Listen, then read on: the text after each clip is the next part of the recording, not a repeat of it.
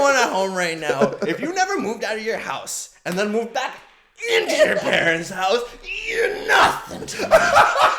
You don't know anything, and God damn it, I respect those that retreat with their tail between their legs only to flourish later in life. Yes, baby. Yes. Woo! Respect.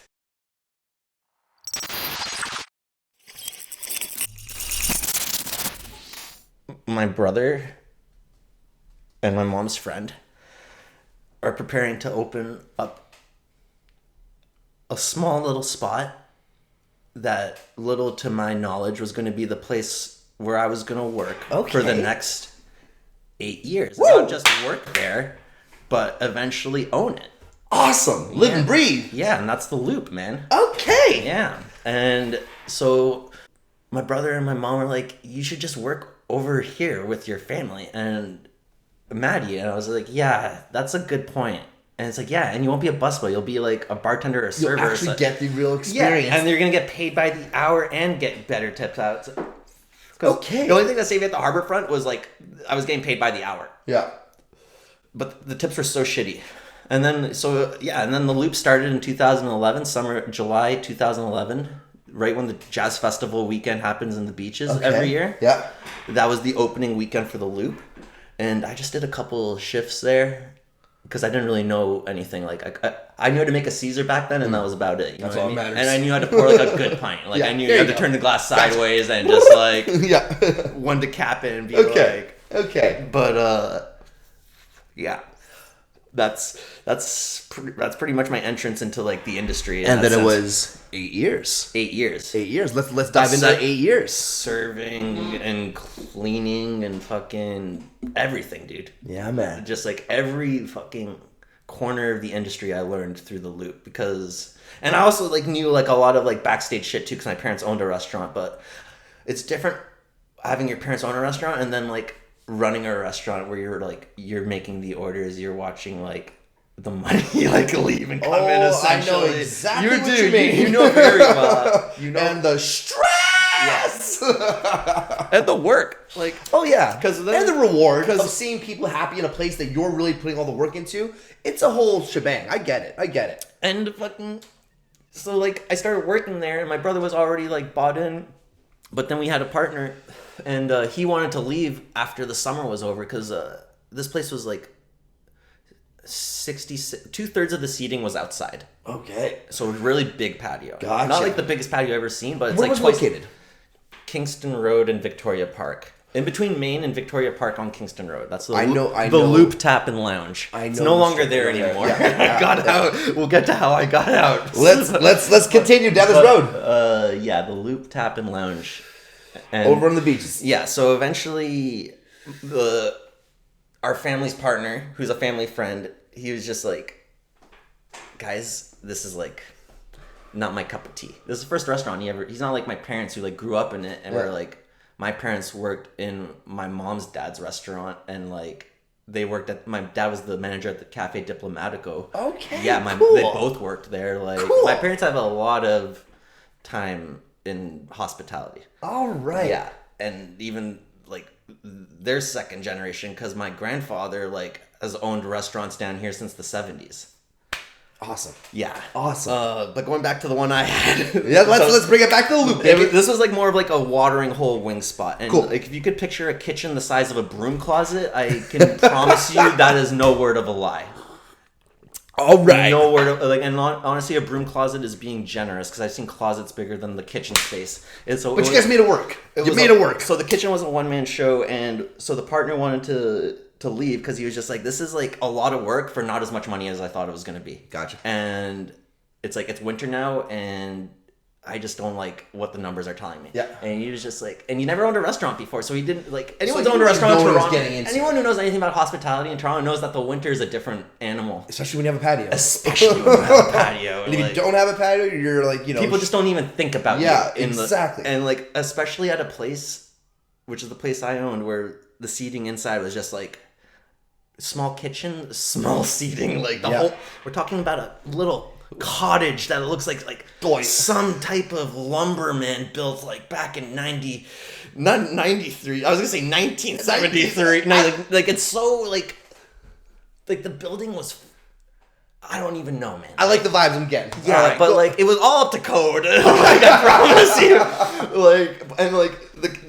It was a cafe before that, funny enough, and like that person really didn't give a shit about like the building. Okay. Like I don't know how their relationship with the landlord was, but like yeah.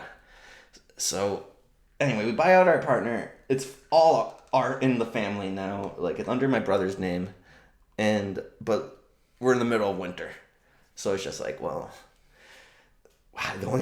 We knew the only way to really like run this place, like we gotta like cut the staff, because like anything that came out of our pocket was fine because it's just like we'll just work for tips. I know about that life. That was our life. That was my life for 8 years, working for tips. Yeah. Like I didn't like write myself a check when I was like the owner of the Loop. You got your bills paid. You got some tips in your pocket to spend. Because the tips are way better than the harbor front, but like you have to work way more. Don't get me wrong. I really. Oh man, I was like a tale of two servers. Like you catch me in a good mood, I was like probably the greatest. Like I'm gonna toot my own horn because I had so many compliments, and they would see my brother serve, and he was a good server. But then they'd see me serve, and someone was like one day, I wish your brother was as good of a server as you were. I took that really personally. I was like, there's no one I'd rather be in this fucking in this trench with than that guy right there. You show him some respect.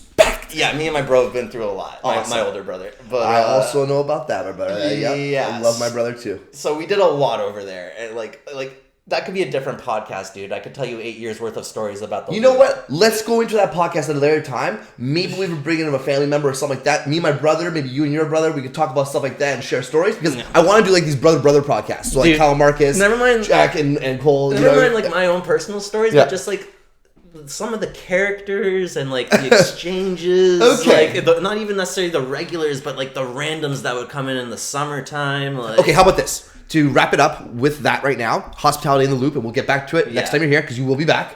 Let's go like this. That was a chapter. Favorite wild story from that chapter. A quick little wild story you could give us of just that was a crazy night or a crazy, guest, service, whatever. Something that sticks out in your mind.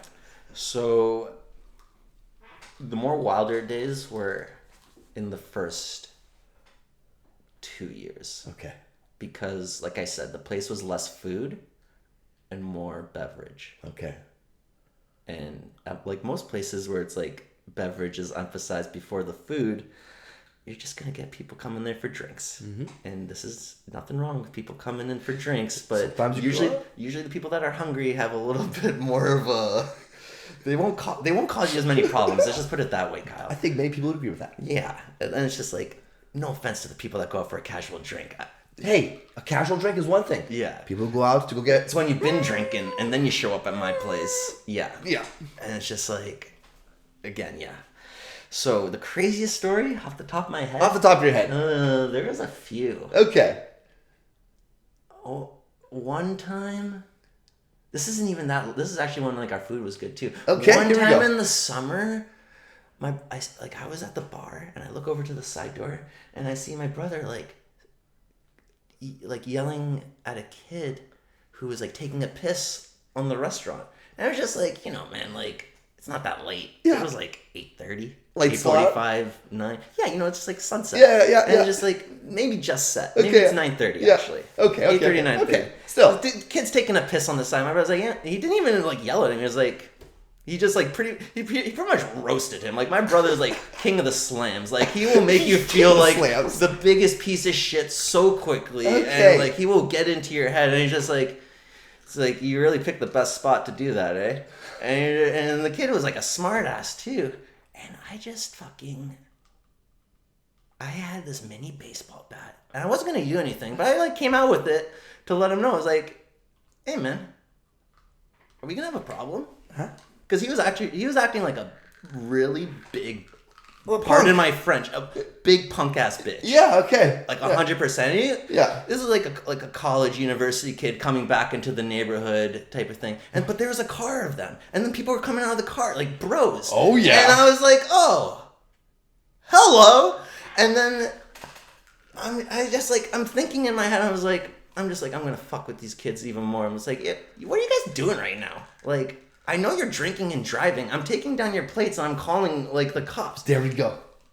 The car skirted so quickly. Like they jump in. It's like as soon as I Feel said that. y'all are like, because I knew. Yeah. I don't, because like, why is this guy taking a piss right now in the middle of the road? Because he's been drinking beer and he couldn't hold it in. I was like, listen, Yeah. I'm literally memorizing your plates and I'm dialing the cops. Yeah. And as they're driving away, I just remember stroking the baseball bat like it was a giant cock. And then I was like on the street, like, yeah, you fucking run away, you dirty fucking kids. Ah! Like, and my brother was like, dude, you look like a fucking maniac right now. Never bring out that baseball bat ever again. And that's when he took my bat away from me. And I was like, man, I got nothing to protect me back here at the loop.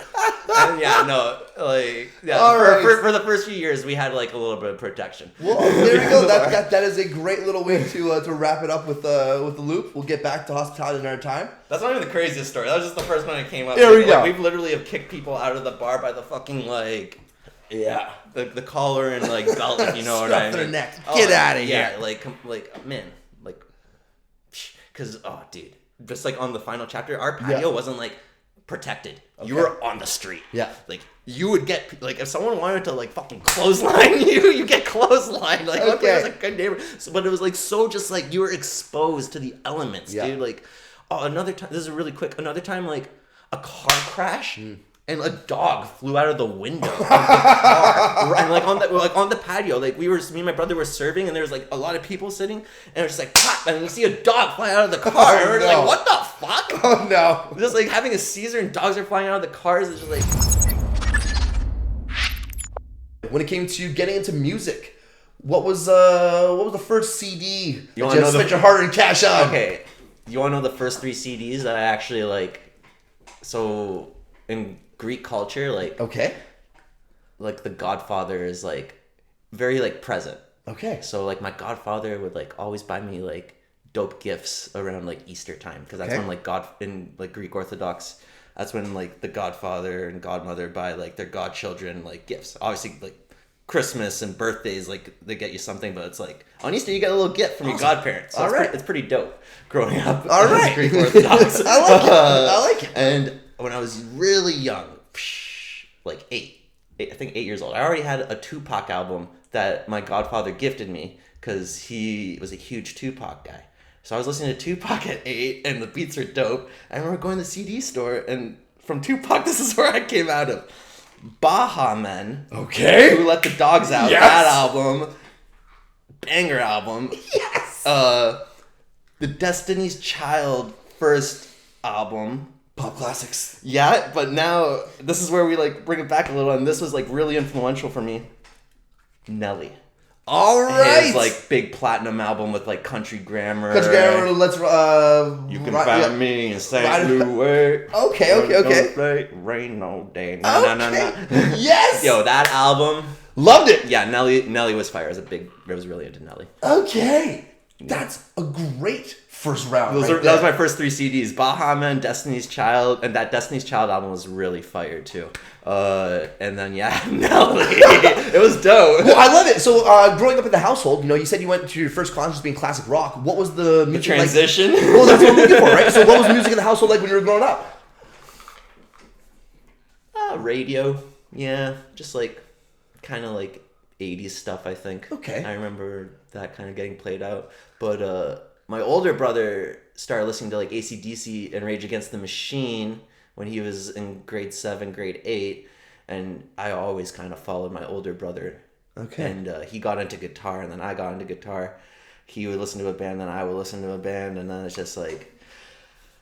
But also, the same time I was listening to like all the rap stuff, like early 2000s rap stuff, like bands like Sum 41 kind of like, and Blink, and just like those fun party early 2000s bands. Fun party pop punk? Yeah, that definitely kind of opened the door for like instruments and me being like, oh, guitars and drums and basses make music. Because when you're listening to like rap at a young age, you don't, you're like, I don't know, like the beats, you didn't really, like for me at least, I didn't associate it to be like the producer would do such a great job. I never really associated like individual instrumentations, but then with like rock and stuff, you kind of be like drums. Gotcha. Bass, you can also guitar. put a face to the instrument a lot of the times with bands as well, right? That's a good point. Yeah. Really, really true on that. Especially with like, oh man, Like, you remember that one Sum 41 track? It's like... That video is still a sick video. Yes, their videos... Okay, their first video with DMX coming in on a freaking quad through the house party. Do you remember that? I do. I didn't know that was DMX, That was DMX. So they paid him. They did the whole, like, we're paid... I think they paid like $5,000 for, like, a 5-second clip of him. Well, DMX was hot back. Exactly, right? Like, my first concert was either Van Halen or Deep Purple. Oh, like when I was 12 years old. Awesome. Yeah, so in one summer in July and August, I saw Van Halen, Deep Purple, and Rush, and dude, I was just like, psh, that was insanely good. What a great introduction. Your first concert? Rolling Stones Voodoo Lounge Tour, 1994. 94. How old were you in 94? I was 9. Oh, you were 9 years old? Oh, you're younger than me. Yeah, and then my dad... Well, I went to concerts before that when I was like 5 and before with my dad. So like guitars like Colin James Your and dad's stuff a like musician, that. Right? Yeah, dad was a musician, so I went to a concert at an early age there. But dude, for you to have those... Stones were the big one, the big band that you saw first, though. Big band I saw first with the Stones, 100%. That was the first band that I got brought to where my aunt was like, we're going to take you to a concert. This is going to be like your first big concert. Mm-hmm. You have to call your mother and make sure it's okay. We have to make sure you can handle the smell of marijuana for the first time. Well, funny you said that because the first concert that I chose years later to go to was Bush. And it was Bush at Molson Amphitheater. While we were there, my aunt and uncle later told me, he's like, oh yes, there was definitely a moment in the concert where, you and your friend Joey were just laying on the grass having a real good time. Did you guys smoke? No, but everyone around us was smoking. Do you think you got secondhand stuff? They're like, we definitely think you guys got secondhand over there. I was like, okay. I was like vaguely remembered having a great time. But back to like, fucking classic rock and shit like that. Did you go to SARS? SARS Stock? No, I didn't go to SARS Stock. Okay. I own the DVD of SARS Stock. Awesome. So I actually have a pretty good visual memory of it. All right. But no, that was pretty cool, SARS Stock. AC/DC blew up the speakers. Justin Timberlake got the fucking water bottle thrown in him. Yeah. That was probably like... Yeah. Well, I don't condone, but like... Listen, the fact that he stuck it out... like a Disney kid, too. Like, Disney kid, but he stuck it out there. He got things thrown at him. He just kind of shrugged it off and kept on grooving. The AC/DC and the Stones, I think, gave the crowd a serious talking to, if I remember correctly. I think you're right as well. There's like, you guys should be like he's like, yeah, I came here to perform for free for you guys. Yeah. It's just like... Good. Yeah, no, I'm a Timberlake fan. Huge Timberlake. Huge fan of this girl. Yeah. Ever since she did that show. Texas Chainsaw Massacre. But you know what she started on? The super religious Seventh Heaven. What was it? Jessica Biel was on Seventh. Yes. Okay. Yes. I wasn't a big Seventh Heaven dude. No, I wasn't a big Seventh Heaven dude. What it was is that in Maxim, she did a photo shoot where I think she was wearing a tank top. Nothing crazy revealing, just her beautiful face and just a tank top. And it was like, look who's not so innocent anymore from Seventh Heaven. They do that with everyone. But when I saw her face in the magazine, I went, I'm going to watch this religious show and sit through 40 minutes of other people's faces just to catch a glimpse of this absolutely beautiful, absolute dime piece. Oh my god! Here, what was the last concert you went to before all this fuckery went down? The last concert I went to, probably with you, dude. Death from Above. Oh yeah, that was the last concert I went to. Okay, dude, that was a good time. How many of us were there? It was a crew. It was a crew. And it was at Danforth Music Hall. Yeah. I want to say 2012, 13, 14? We're talking anywhere between 2012 and 2016. Yeah, it was in that ballpark. During the restaurant days, I'm pretty sure. I'm not sure if it was... That was a great show, by the way. Oh, what a great show. Yeah, Death from Above, that one, two dudes, absolutely fucking... Just going at it. Just let's create a wall of sound with just two guys. Yeah, respects. Oh. All right, well, let's throw it back to, you're talking about your brother and his influence on you with music and such. Let's talk about life at home. Growing up with siblings, what was it like there with the parents? Greek Orthodox, how's everything going down? Good family. All right. Yeah, no, I had a great childhood. My brothers, we all got along. Yeah.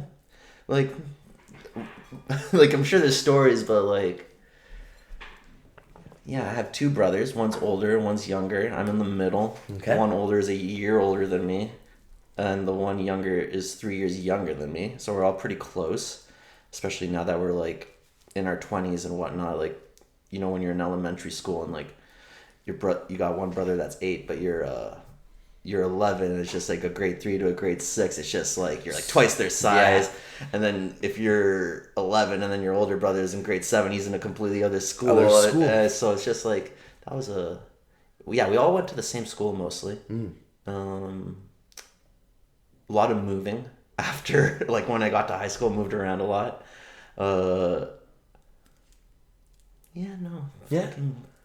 Good childhood, man. Honestly, like, no complaints. Like, nice. And it's like my parents were doing really well when they were, like, raising us. Yeah. So, like, we were never, like, in a bad situation. A little bit later in life, they kind of lost a lot, and that's where, like, we had to really kind of stick together and help each other out. Yeah.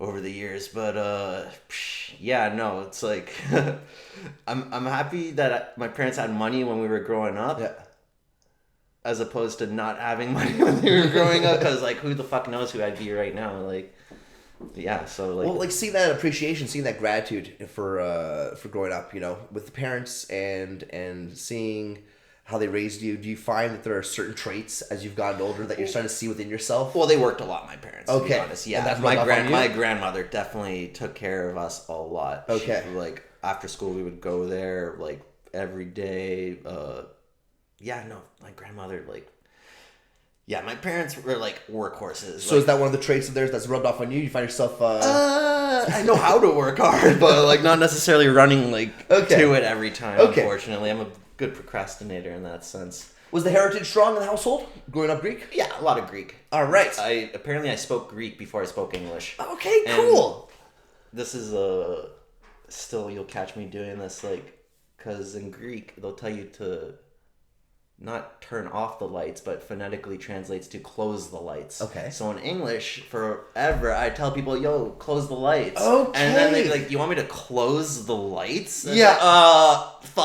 Turn off the lights, please. And I'd be like, in Greek, it's like, klise ta phos, like, klise ta photes, like, and that's like small shit like that. Like, because my dad, born and raised in Greece, my mom, she's Greek parents, but, lived in Toronto, but she also lived in Greece too. So yeah, strong heritage, and it affected me learning English. Apparently, like, reading and writing was a bitch. I was like one of the last people. Like, I didn't learn how to, like, read and write properly till, like, I don't know. Like, I remember doing one before the other. As weird as that sounds. Yeah. Like around 7 or 8 years old, I was, like, still, like, struggling. Oh, I identify with that. I learned how to read, and then I went through some, you know, whatever shit when I was a kid, and got all fucked up, and, you know, forgot how to read. Forgot how to do this and that. I had to learn, and I relearned to read with Hooked on Phonics. Oh, nice. Straight up. I used to have a speech impediment when I was 7 and 8 years old too, where I couldn't pronounce THs in words. I would say Thursday as Thursday, or the as the. Okay. Yeah, and it sucked because I had to leave the class and go to a special room with, like, an individual, a teacher of some sort that was, like, specialized. Going to be like, we're going to make you not retarded. Get the devil out of you. Yeah, I don't remember how long it took. It didn't take me that long because it was just like, I blame the Greek parents on this. I don't know. Like, well, you know, one thing that you pointed out where you said you turning off the lights and stuff like that, was it shutting off the light? Yeah, it was like, I would say instead of turn off the lights, close the lights. Close the lights. Okay, close the lights.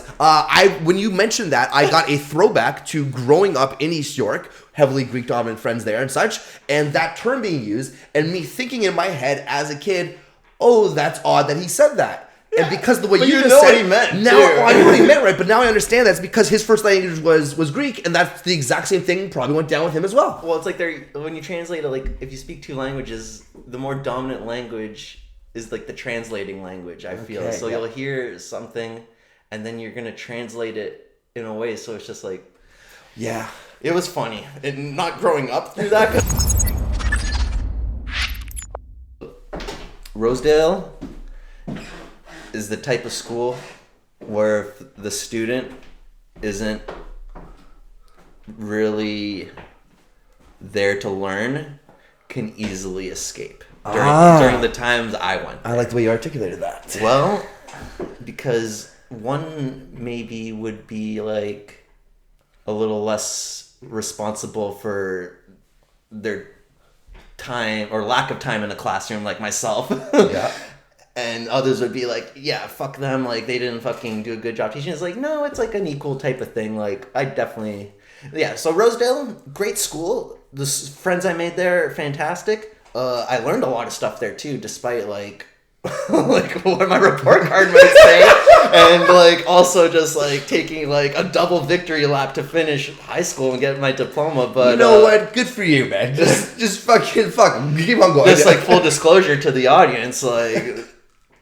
What did I say? Like I missed a lot of school. Like I paid for it. I did my time. Hey, back. you did your time though. You caught back up. And I graduated at Central Tech, which is like changing it up. Yeah, a night and day difference. Yeah. Actually, because like man, I mean, that's like a night and day difference. You go to high school in Toronto, and like you think if you skip a certain amount of classes, you're gonna get kicked out of school, and like a lot of places run their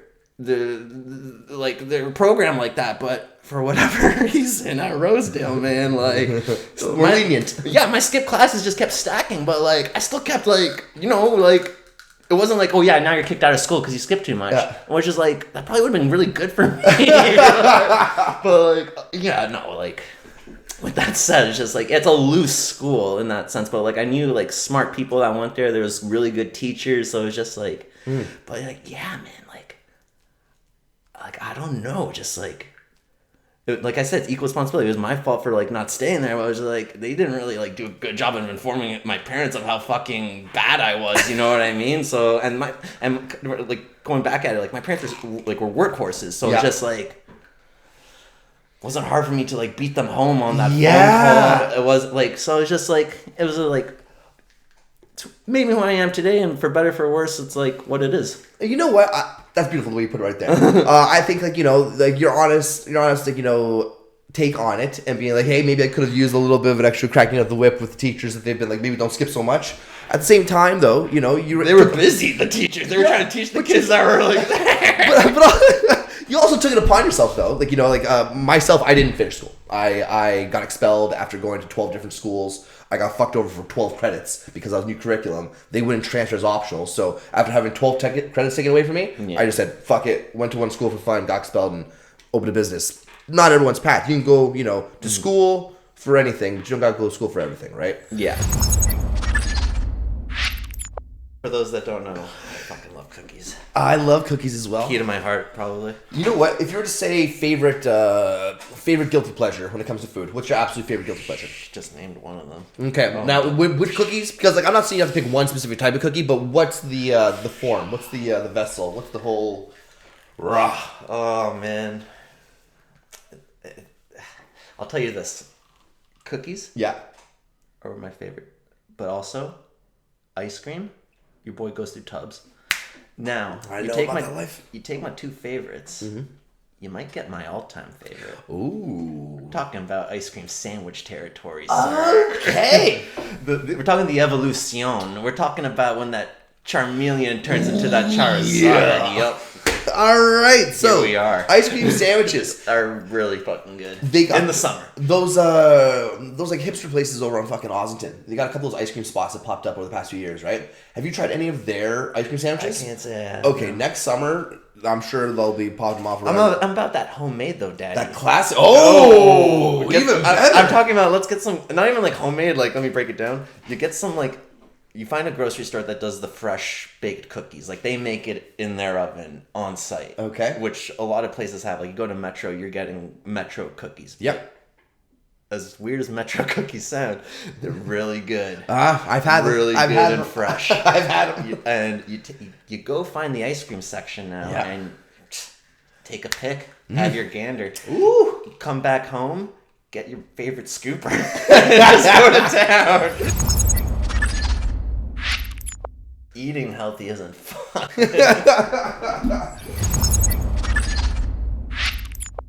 It can be fun though.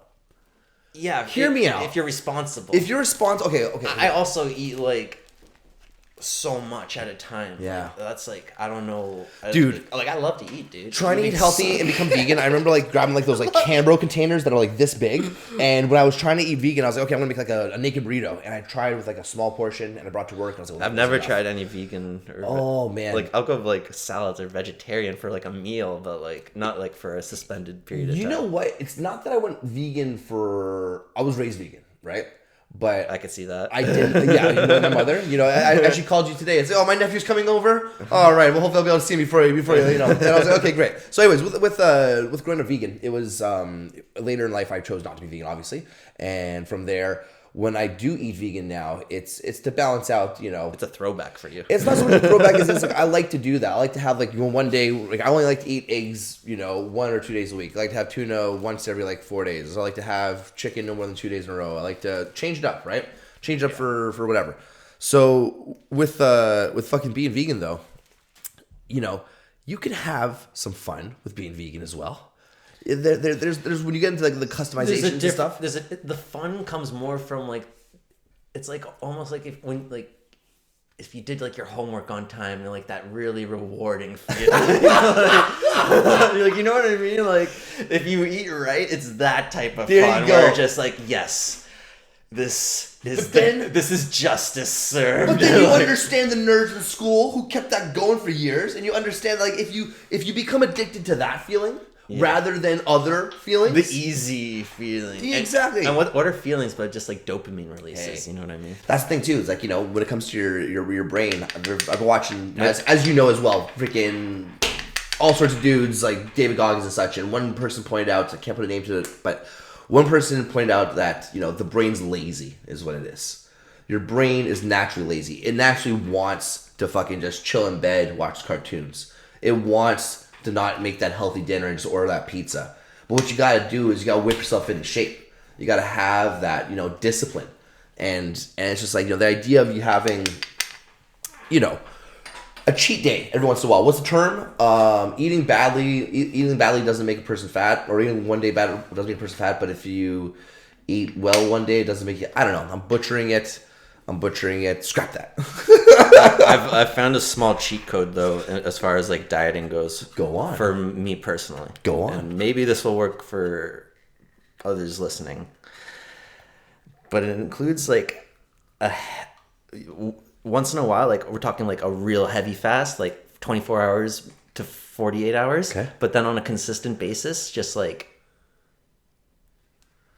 liquid diet and as long as you can go. I like that. And like keep it to like one meal a day. But then that one meal, go balls to the wall. Yes. Like you get your ice cream, you get your like dessert. Go for it. You can have as much meat as you want. Like, okay. Yeah. So yeah. It's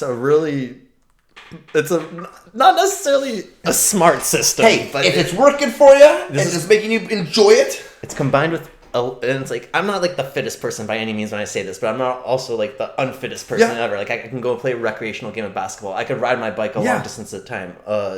So it's just like, you have to do like small stuff like that too. Like you need to like move a little bit. Yeah. You need to like, you can't stress that enough. Hey, you have to keep it moving. You got to keep it moving. Well, that's the thing too, right? Is that with exercise and with eating well, the combination of the two is what's key for being healthy. You know what I mean? You can eat vegan and still be fat. You can ride your bike every day and have a diet of fucking shit food and still be fat. It's a combination of the two, right? Just combine, because like you break down my diet for a second. It's like there's a little bit of fasting. There's like a little bit of it's a little bit of good things without suffocating yourself. Everything in moderation, stressing out about moderation was always one thing I liked as well, totally, right? So when you said like, you know, have that time where you can fucking binge out and enjoy yourself, I love that. Fasting is one thing that I got into heavily. Love, you know, whether it be simple intermittent fasting. That's like new science right there too. Oh, dude. That's like nothing we were taught when we were younger. My mother is in fasting for my whole life, I guess you could say, sure. Right? And she taught me years ago, and I never went for more than maybe 24 hours on a water fast. But last year I did 14 days. So that was intense. Oh, you didn't eat for 14 days? 14 days. 14 days. I did 14 days. I did of 2 just days water. once, but that's crazy. 14 days of just. I've done 3 days. Was your body just eating itself? Yeah, so I was fat. I went from 215 pounds to 179. That's sick. Yeah, but you gain it all back though. The whole point of it is that that time I did it. Water weight? Well, no, it's not just water you're weight. drinking you water. You're fat. No, you're not retaining it the same way. But also, I'm drinking snake juice, which is a combination of salts, non-salts, and stuff like that to retain the water. Jus? No, it's you call it that. It's like a term for it, but it's like for fasting, you drink this salt concoction of salt and I believe fake salt. For myself, I just kind of like those with electrolytes, but nothing, no added, nothing. It's just water. And for the first 3 days, you're hungry. Day 5 kicks in, you start to get energy. Day 7 through 10, you're feeling it. Day 10, your mind starts to go like, what the fuck is going on? And those last 3 days, I fucked up because I kept on putting too much salt in my water. So I actually started fucking up my body and fucking up my insides. Too much salt isn't good. Yeah. Also, not enough salt. You're smart to like put it in the first place because that's like something. Well, I copped out, and I say 14 days. Some people are deficient. They don't even realize until they get checked up at the doctor. Yeah. I knew someone whose doctor told them, like, yeah, you need to like put salt in your The problem is if you don't put salt in your water, some water, for example, Dasani and reverse osmosis and stuff like that, if you're buying that stuff, a lot of the time that reverse osmosis water is actually leaching the minerals from your body as you're drinking it rather than adding anything to it. So with the great water that we have right here, like that right there, that Berkey water filter, I always put a tiny little bit of salt in it. You can put a little bit of salt because you need those minerals in your body, right? This has been told by my mother. I don't know as much myself. I should do my own research, but what I've been taught. I know what you're talking about. Yeah. It's like so many things. I hear like both sides of the table on it. There we go. So I just like, I don't drink, like I'll drink tap water, but I definitely like try to like drink as much like filtered or bottled water. I just don't like the taste of tap water, and I don't like tap water for fluoride. When you get off of it, you can notice the taste. Yeah, and also it's like this. It's not the water from the city that might taste like that, but the pipes between the city's main lines in your house or your apartment or your whatever. Certain pipes taste different. I would agree with you on that.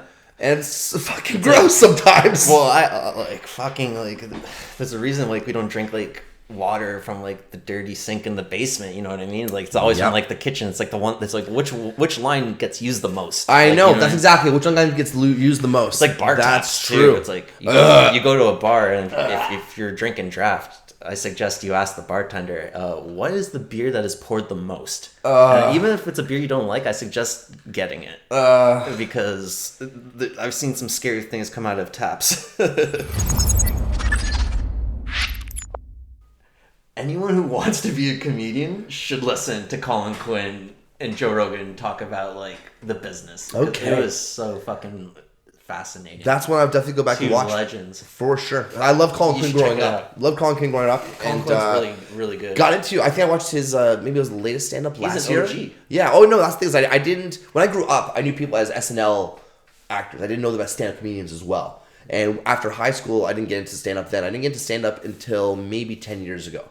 And from there, I didn't get into older stand-up until maybe the past 3-4 years. I used to watch just for laughs all the time. See, I watched Just for Laughs as a kid, or not the gags either. No, the stand-up. And then you had in the 90s, you had Channel 11 CHCH that would have like the 90s style with the big fucking blazers and the 90s and the early 2000s runs. Yeah, man. So you'd have Just for Laughs, you'd have that one, and you had something else that was I think that was probably still CH. They would put Just for Laughs. They would do like the half-hour specials too, which were really good. And dude, Just for Laughs with fucking Canada was amazing because of the fact is that we had that as Canadians for CBC, which means it was on all the time, but it was also one of the greatest comedy festivals in the world. So when you think about watching that as a kid, you probably watched some of the greats at the beginning of their peaks and such, right? Because getting that time to go there apparently was a big thing to be able to get into Just for Laughs, to be able to go to the Montreal Festival. You were almost guaranteed to maybe get like a TV show back in the 90s is what you were going there for, to get scoped for it. I was just getting into like going to stand-up shows. Okay. Right before COVID, dude, because when I owned the restaurant... go on. Dude, when I owned the restaurant, I didn't do anything. Like I had no social life. But then we sold it, and then fucking... Right after we sold the restaurant, before the pandemic hit, I got to see, like within a month period, Theo Vaughn, Tim Dillon, and Mark Norman, all like in February and March. Yeah. It was so amazing. Well, how about psychedelics? Done mushrooms, but I've never really done like anything too heavy, like as far as acid or like a serious sativa. Me neither. I haven't. I've done acid once. They were bunk, so I didn't do like, the hero's journey with mushrooms either. Like, I've had many hero's doses. I was like a half gram short of a hero's journey a couple of times. Yeah. But I never pushed into like another. I did 5 grams, half grams many times, but I think I now have like enough of these maxed out. But I'm gonna go for one more. I had. You have another. I had one time in Clotilde's room downstairs where I did 12 grams of mushrooms. So a full... That's... just under a half ounce. That's the hero's journey. Yeah. So I usually did like 5.5 for hero's journey, but that, the hero's dose, but that was ridiculous. You did 2 journeys. 2 journeys. And what happened was I was sitting like on his like couch or something like that, and I put my hand up like this, and it felt like I grabbed on to the lighting fixture and just went through space and just like traveled through space, listening to whatever music is playing, like Daft Punk or something. Daft Punk, I think is what he's playing. You rip through the space-time continuum and go through the other side. Yeah. Well, back to yourself. When you think about any issues with addiction, have you faced those in your life? Whether it be through... You could argue I have a pot addiction, maybe, but... I would too, for myself personally. I'll admit it. I've abused it. I smoke a little too much. Someone was with me the other day. I believe it was, close friend Kyle. And he's like, hey, we're smoking weed. I can go to work and be like, oh, I don't have any weed on me? That's okay. I'll go home and smoke it. For me, I'm like, oh, God, that sounds terrible. I know. I go to work and not have any weed on me. I've, like, hacked the system to the point where, like, I know if I stop, you lose your tolerance, too. And it's just like, I kind of like being able to smoke a joint, like a cigarette. And it's like, I get high. Yeah. Like, for sure I get high. Like, sure, like, that's why I'm smoking. Don't get me wrong. But it's not that first time high. Yeah. That beginner's high. Beginner's high. When you're, like, how you describe it, man? That first time you get high. Like, you know what? You never really hit that point until you, like, stop for, like, a month, let's say. You know what I mean? It's like there's a level of giggling and euphoria that happens. High. Yeah. And I do miss that. Because like definition of the fun subjects. Oh, daddy. Ooh. A little deep dive, a little rabbit hole, a little digging. The old, how we like to put this, occult knowledge. Yeah, let's talk about that. Oh. Let's just get right to it. Let's talk about that. Let's talk about. I met a Master Mason once. At the restaurant. He was a regular.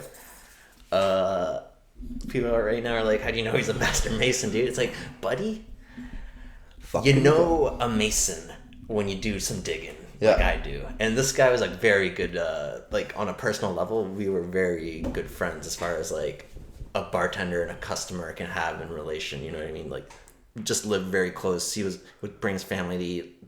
Really good guy. And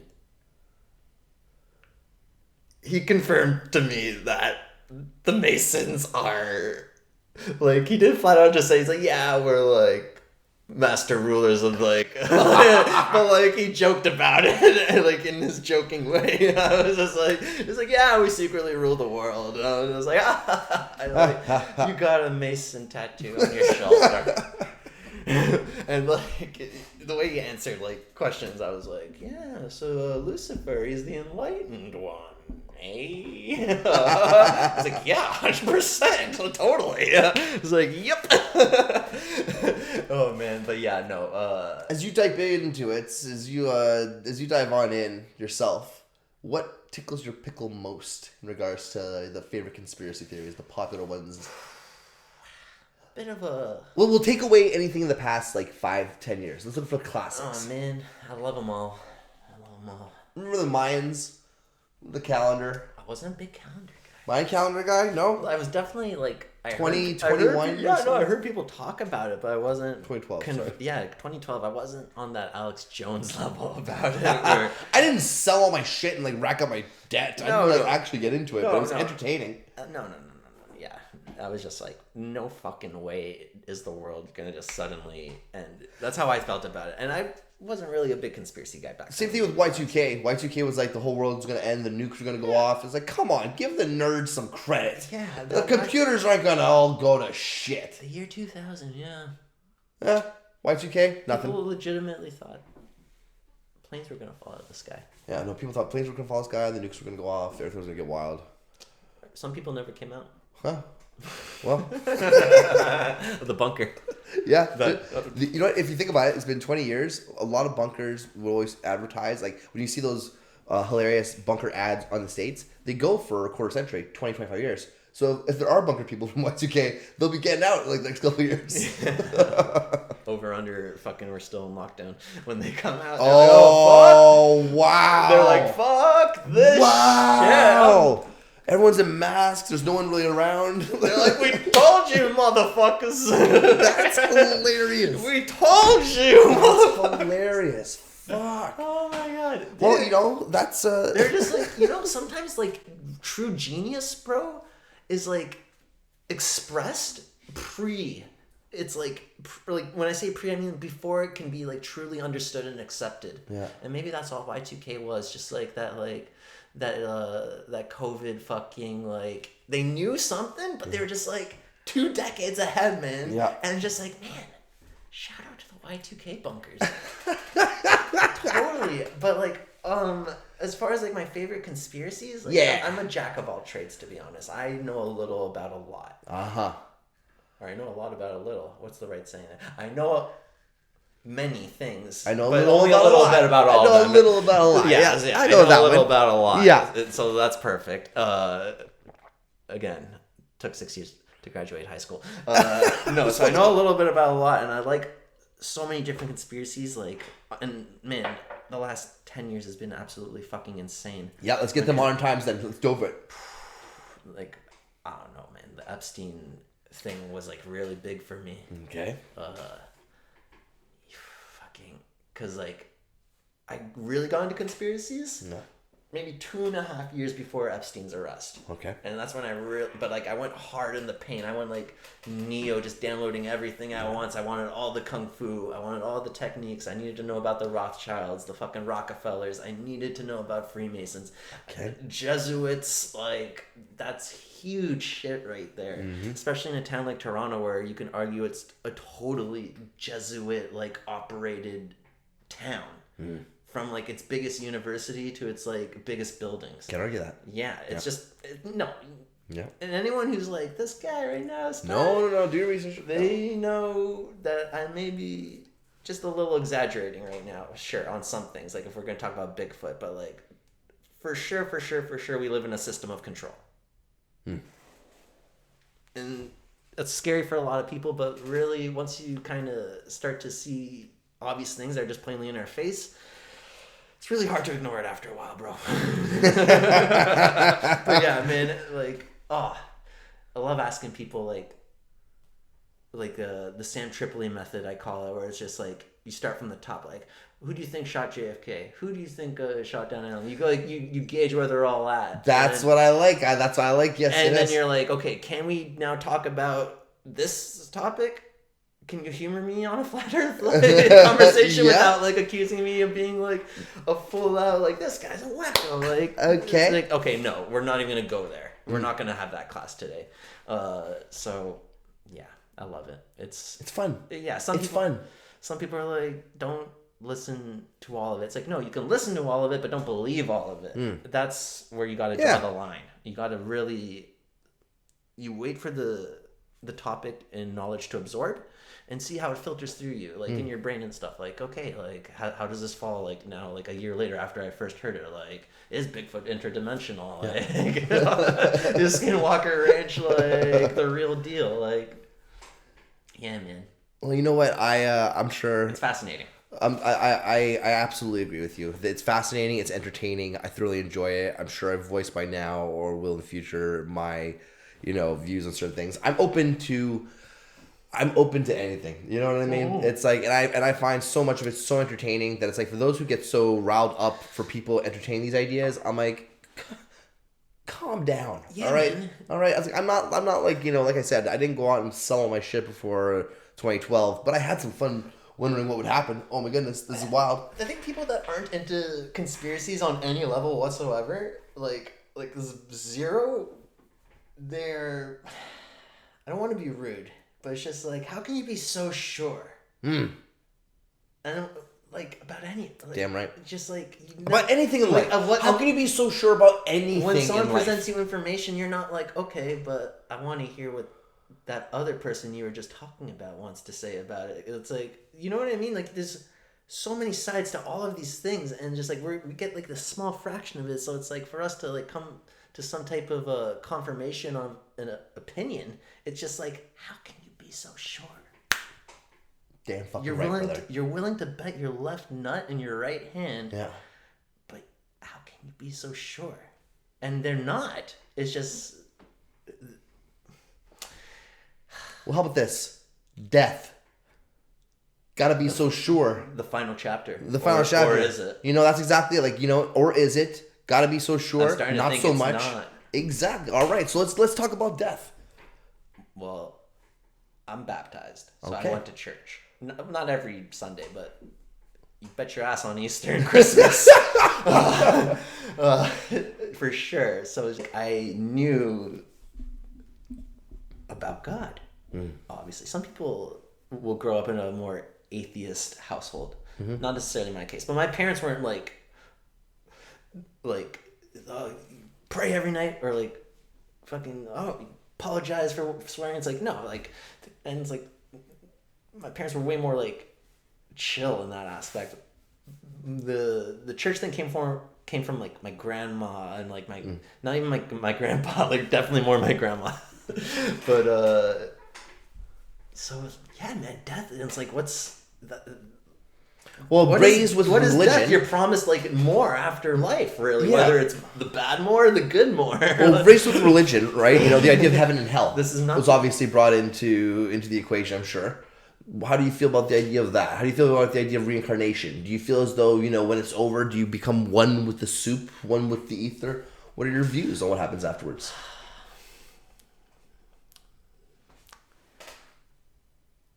I guess right now I stand at a point where not everyone gets the same thing after death. You know what I mean? Like, and maybe some of us now are like so it's a little Buddhist-y, I think, what I'm about to say, and like more of that territory of knowledge. You know what I'm saying? Okay, I like it. Let's go down that not road. Western, like Christian, Catholic, Orthodox. Now we're talking more like the Asias. Okay. Yeah. Where it's like some of us maybe are first time down here in the material world, where like energy is exchanged through our senses and we interpret the reality around us. But maybe others are like for whatever reason, like, no, I need to go back down there. I didn't finish what I started. Or want to try something new. You don't know when you play a video game over I don't again. know, Yeah. man. Go on, keep going. So it's like that like meat vessel concept is what I apply to. Like we aren't our bodies, we're just kind of in them. Yeah. I like that. Yeah. Some like fucking like for a real quick analogy, like the body's just like the horse. Yeah. The soul's the rider on that Tarantino Hateful Eight. And you know, I think when the horse dies and the body dies, the cowboy has to get off, obviously, say goodbye to the horse. Yeah. But cowboy has legs. Cowboy can walk. Who's to say the cowboy doesn't find a new horse? Or maybe he goes to the saloon and hangs out for a bit. Hey, that saloon is heaven. There we go. I like it. I like that. And maybe on the way to the saloon, though, some riders find him. And then that cowboy's fighting for his life. And his 6-shooter's all he's got because his horse just passed. All right. And ain't coming back. All right. So, well, how about this? You're raised religious in a way. Did a that way, stay yeah. with you? Are you religious now? Are you spiritual now? You were talking like, you know, more towards Asia and such for influence. like, Where are you at nowadays? there's no title right now on it, but there's definitely like I'm very much spiritual, and I like to think I'm religious too, but not like I'm not going to church necessarily. Like I'll go to church when like this is sad, unfortunately, when like someone in my family dies, because that's just like, you know, like my grandpa passed away not too long ago now, like a year and a half ago, maybe 2 years ago. But that was really sad. I was just like, yeah, that's like when you see me at church now. I lost someone during the pandemic too. One of my uncles. Had to go to church then. And it's just like, so it's like I get reminded of like how I was raised. Yeah. But I also know kind of the church is like an institution that might not necessarily have the cleanest background when you check up on it. So it's just talking an organized religion, that's fair enough. So it's just like, What about spirituality? You know, as you've grown older and perhaps, you know, maybe you don't agree with what's going on behind the scenes there, the message that's been passed on to you through your, you know, youth and growing up religious, or influence through your parents, family and such, or life experiences of your own. Do you find yourself to be a spiritual person nowadays? Oh, yeah. Okay. Totally. Absolutely. All right. It's just like, when you try and figure out the details of it, as far as just like what is life, like not like how you live it, but it's just like the simulation, if you will, you know what I mean? Like, what is this thing like?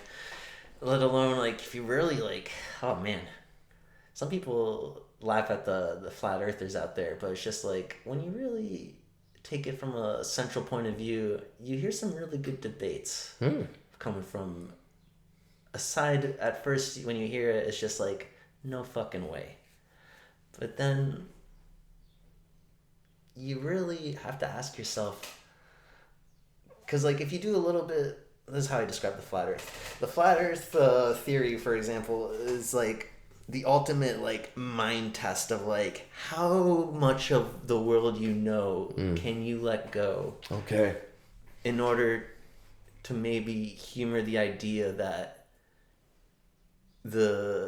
call it the matrix theory, the simulation theory, call it the controlled system, call it like the architects of society. Like how much of it do you want to like admit is like been structured to the point where it's just like the prisoners built the prison and now they're fighting for it because they built it. So it's just like, to those that laugh at like conspiracy theories, especially the most ridiculous ones, the ones where really when you like break it down, it comes down to like how much do you trust NASA. I say I just don't think it's what it is, man. I am absolutely willing to entertain the ideas of not trusting NASA, not trusting things without seeing with your own eyes at times and stuff like that. They say we went to the moon in 1969. And that's when that's so many of us are willing. Did you see the footage? Well, it's like this. Did you see pictures? It looks like a joke. Plenty of people willing to, you know, entertain the idea of the moon landing being fake. Not many people willing to entertain the idea of the Earth being flat, right? And me just saying that right now, plenty of people watching everything that you've said has people going, whoa, what the fuck? Well, calm the fuck down. What it is the idea of exactly as you put it, not trusting a system. And the idea of doing, as you said, triply, the idea of like, you know, that whole working your way down, and like, so you believed in this, you believed in that, you believed in this. Now, how about this? And most of the time, people are like, they don't even realize it, dude. When you break down that little triply system on them, they are like conspiracy theorists. Yeah, it's like like more times than not, they're like, oh, they don't believe the main story about 9/11. They don't believe that Lee Harvey Oswald was like one dude who shot JFK. Yeah. They don't believe that there isn't other life out there. You know what I mean? It's just like, oh, interdimensional or from space. That's exactly it. That's okay. You just touched on one of my newest favorites. Exactly. It's just like, it's like, hello, you're a conspiracy theorist, just like you're not vocal about it. I love it. That's one right there. All right. Okay, so. Recently, I brought it up, I think, every freaking podcast. They talked about UFOs. CIA admits UFOs are real. But they don't say that fucking aliens are real. I think a lot of people don't realize that the UFO phenomenon is a lot of it more... Pardon me. No worries. UFOs. A lot more possible of it being, like, government equipment that's just like a little bit more advanced than we like to admit. Okay. So they're not a big believer in aliens then? No, I do believe in aliens, but like I also believe that aliens are more like just like kind of what our soul is. They can possibly be like an energy system that just like if it needs to could manifest itself in some material form if need be, but it's just like when a person like has like an ant farm, do they jump into the terrarium? You know what I mean? Like so it's just like we really don't know, unfortunately. But so it's just like we can like speculate a lot. Well, what brought us to this was the mentioning of, you know, are they aliens from other planets or are they interdimensional beings? Yeah. And that's my latest favorite when it comes to what these possible other forces are. And that's a whole different fun bottle to open up there. The idea of having, you know, good and evil though. Let's do a turn back to religion, okay? So good and evil, good magic, you know, light, dark, whatever. That idea of the occult and summoning spirits and angels. Mm-hmm. You ever had the, you know, urge to dabble into that? I definitely know. Like I listen to a lot of podcasts that talk about that type of thing. So I'm pretty down with it. If that's like the I'll question show you a podcast. Buddy's podcast. What Magic Is This? It's a great podcast right there. I'll show it to you. I'm pretty I'm fully on board with like the mind's a more powerful thing than we've like been ever taught. Yeah. And like as an artist, as a guy who like I like take like a blank like piece of paper and I put like I breathe life into it. Like that's like some people could be like back in the day. It's like this guy's like an alchemist. Like, but I'm just I'm joking. But like you know what I mean? It's just like I like imagination is like heavily involved with like all these like psychic operations. Like in my opinion, like on a military level, they look for people with the biggest imaginations because they're the ones that can like mentally manipulate things the most. And like I'm not talking about like a guy faking like bending a spoon and he like did it with like his thing or whatever. I'm like more on like that 11 shit where it's just like, have you heard of Project Montauk?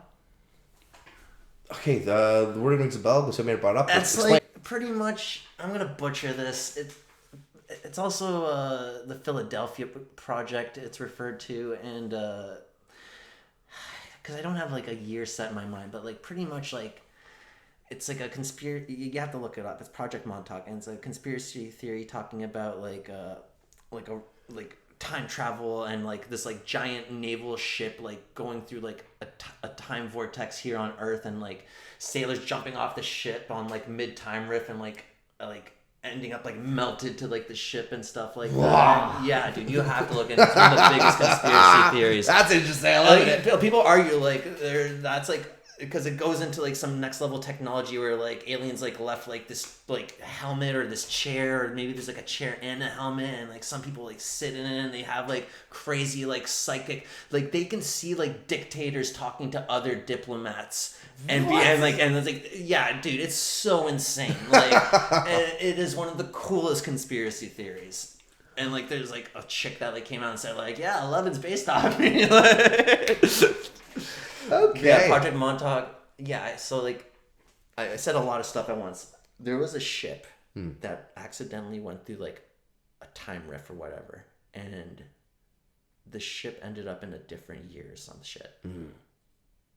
And I know just like saying that sounds like no, I'm liking it. There's like there's a lot more to it, and then like I said, it goes on to like this alien technology, or like maybe it's not alien technology, but it's like technology where like they describe stuff where it's like they go into water, like a pool, and like in Stranger Things, she goes into like water and shit, where like she's trying to like and that's another thing where they use like media to like bleed in like these subliminal things that they like. I call it like a karmatic relief, where they're just like they're telling us everything they're doing it, but then they're calling it like a fictional story.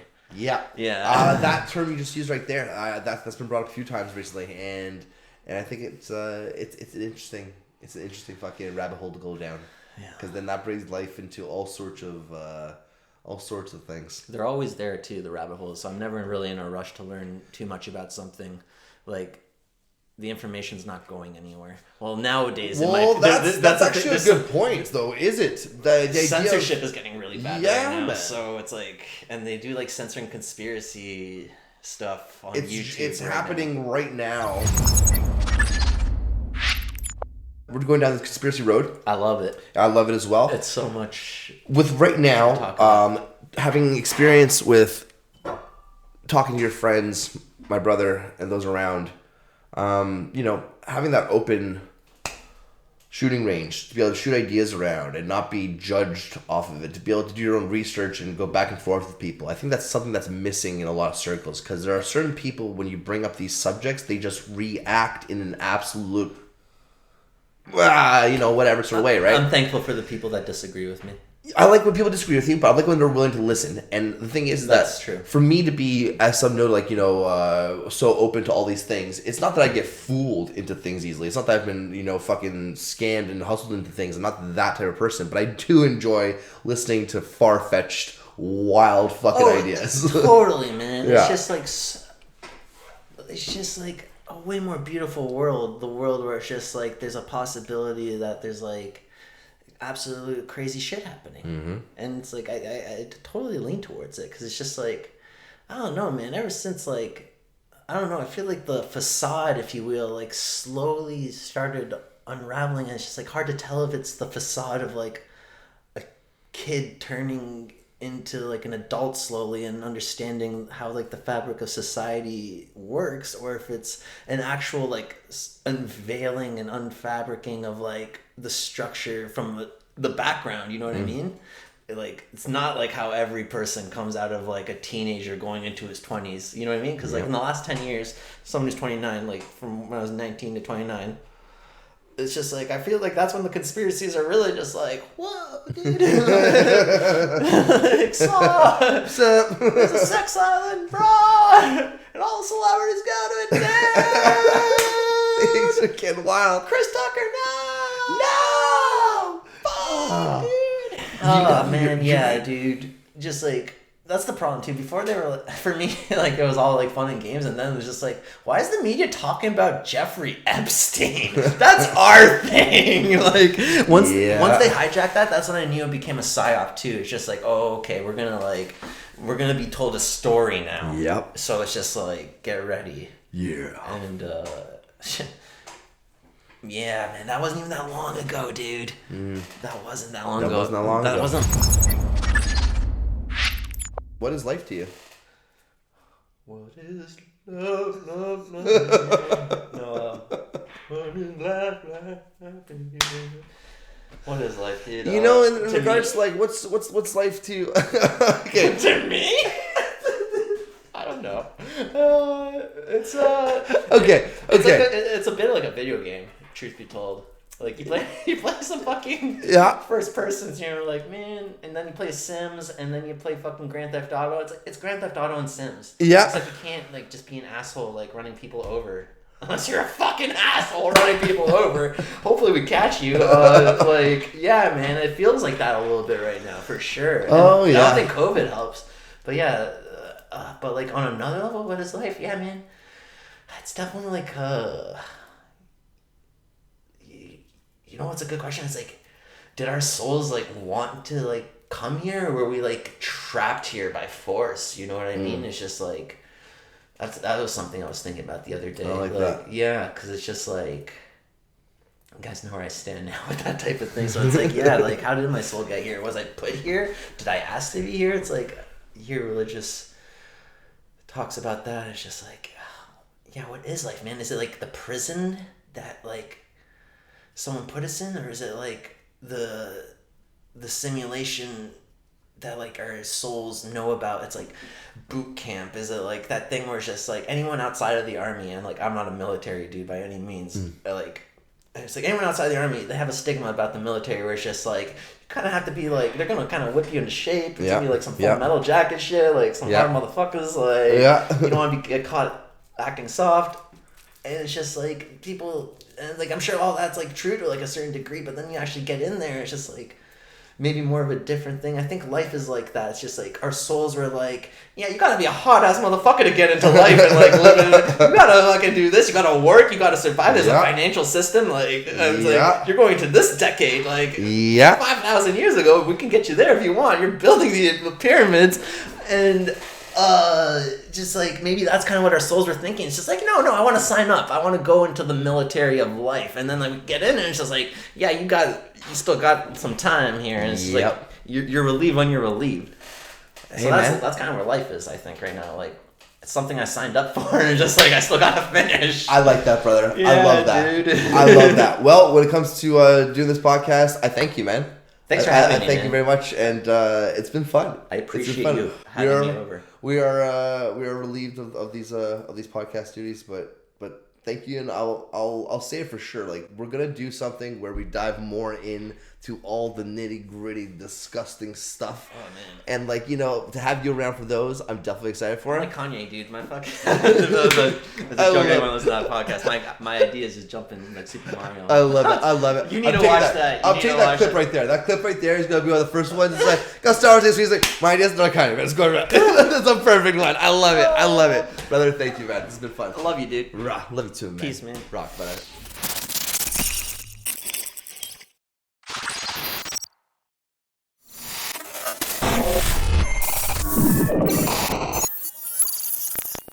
Spark it up. Oh, no worries. Go for it. this can be on the podcast. Mom? Hey, Steven. Mom, I'm doing something with my buddy. I have to call you back. Oh, are you upstairs? I'm not anywhere near you right now. Okay, goodbye. Bye. There we go. I live with my mom, folks. Hey, you know what? Living situations out there. COVID hit hard. I couldn't afford my downtown apartment. You know what? Let's. Hey, I don't know what you mean.